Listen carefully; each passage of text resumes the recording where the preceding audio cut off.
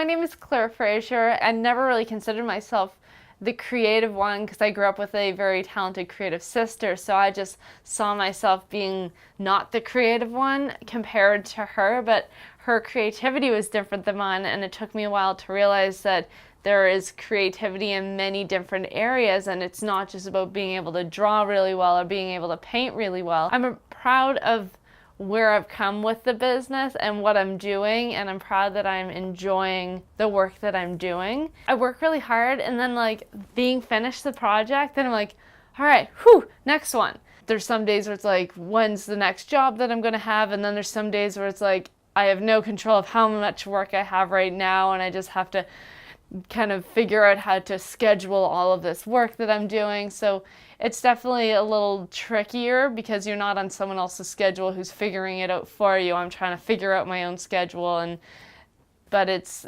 what I enjoy doing, and I kind of thrive on that little bit of almost living on the edge of whether it's too much work or not enough. Creativity is something I get excited about. So if there's anything in my life that I get excited about, it's like a chance to be creative. And there's different types of creativity. There's obviously where I do photography and videography, there's the work creativity, which I do on a daily basis. But then there's also my own self-creativity.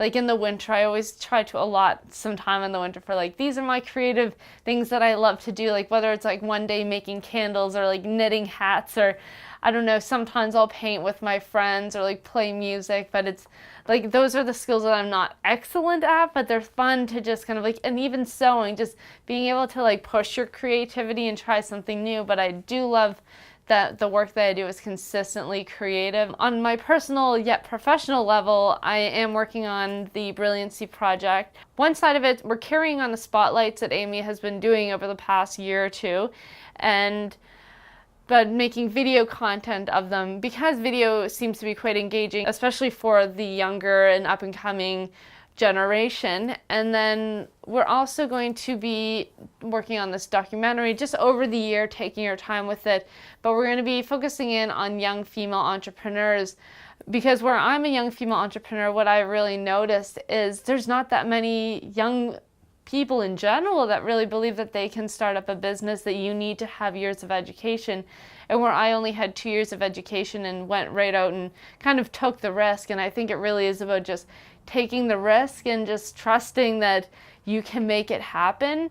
And I want to be able to show other women in particular that you don't have to be working for someone else, even from the beginning, that you can, if you have the motivation and you don't need much of a skill. You just need to figure out what you're going to hone in on and then develop that skill. And it doesn't take much time.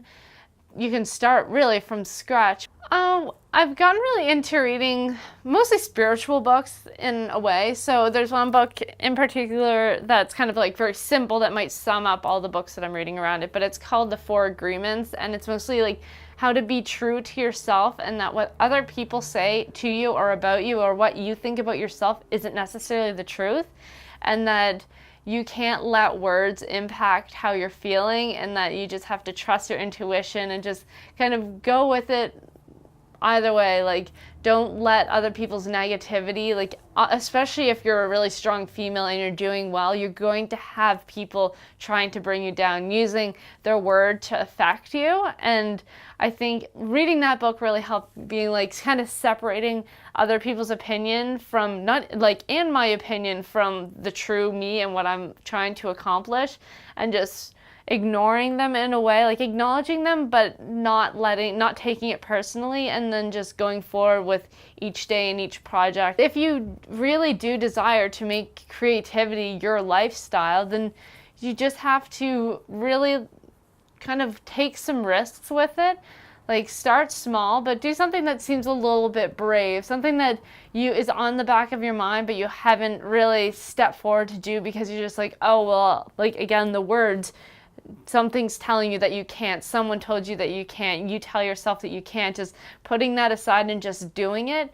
And even if it fails the first time, just try a different path. Try something a little bit different and start small. Like if you start too big, then the risk is a little higher, and then that can crush your motivation to want to keep trying towards it. So if you make small steps towards your creative goal or endeavor, then you'll eventually get there. But again, gradual is a really safe way to do it. But just do it, but do it gradually.